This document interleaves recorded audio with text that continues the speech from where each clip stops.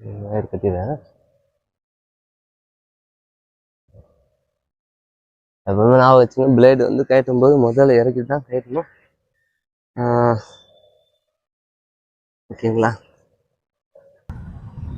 இந்த கம்பி ஒன்று ஏன்னா கட்டு கம்பி எதுக்கு போட்டிருக்கேன்னா வேகமாக சுற்றும் போது அந்த பக்கம் இந்த பக்கம் ஆடும். புயல் காற்றெல்லாம் வந்ததுன்னா அப்போ கொஞ்சம் பெஜாராக இருக்கும்ல. சேஃப்டி கோசம் இந்த கட்டு கம்பி கட்டி வச்சிருக்கேன்.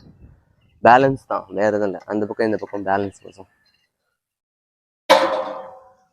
வைப்ரேஷன்லாம் கம்மியாக இருக்கும், ஆட்டம் கம்மியாக இருக்கும். டிங் டிங் டிங்னு ஆடும்ல, அந்த ஆட்டம்லாம் கொஞ்சம் கம்மியாக இருக்கும்.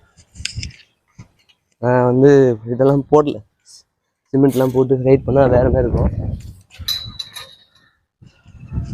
நெக்ஸ்ட்டு இது இறக்கணும். இந்த ஸ்டேஜ் இறக்கிறதுக்கு நான் இப்படியே இறக்கிடலாம். ஆனால் என்னால் பேலன்ஸ் பண்ணு ஒரே ஆள் தான் எல்லாத்தையும் பண்ணுறதுனால உங்கள் கூடலாம் யாரும் ஹெல்ப் வச்சுக்க மாட்டேன்னு சொன்னதில்ல. நமக்கு செட்டாக ஆகலை. இங்கே ஒரு நெட்டு போட்டு நான் சேர் ஒன்று எடுத்துட்டு வரேன். இருங்க, எனக்கு அது கொஞ்சம் ஈஸியாக இருக்கும். கீழே போய் வாங்கிட்டு வரேன்.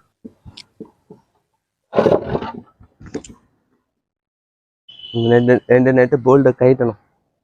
வீடியோ ஆள் எடுக்கிறதுக்கு வச்சு அப்படியே வச்சுட்டேன். நாங்களே 2 நெட்டு கைட்னா சர்ன்னு மெதுவாக கீழே இறங்கும். நான் மெதுவாக இல்லை, ஃபாஸ்ட்டாக இறங்கும். நாங்கள் மெதுவாக கடையிலேருந்து இறக்கணும், பிடிச்சி இறக்கணும். எல்லாமே கலாய் பைப் தான் போட்டிருக்கேன். ஏன்னா துரும் பிடிக்காது, ஒன்றும் ஆகாது. அதுதான் ரிஸ்க் இல்லாது. இரும்பு பைப்லாம் போட்டிங்கன்னா கம்பல்சரி துரும் பிடிச்சி வீணாயிடும். நான் வச்சுங்க கலாய் பைப் பெஸ்ட்டு. அதான் கனமான கேஜாக எடுத்துக்கோங்க. அதுதான் வந்து